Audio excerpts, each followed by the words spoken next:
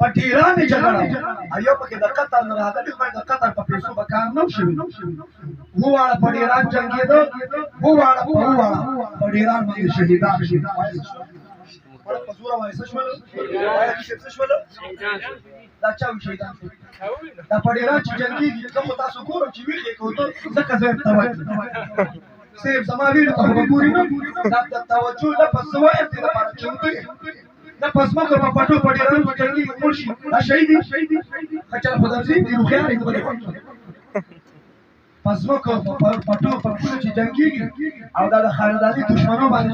مړ شي پس مکه دا درانه پښتانه په دوا کې څه وي او دې کته ډېر غیرتي دا پلار دې کاټو کې ګټي پس مو چې جنگي را غیرتی دي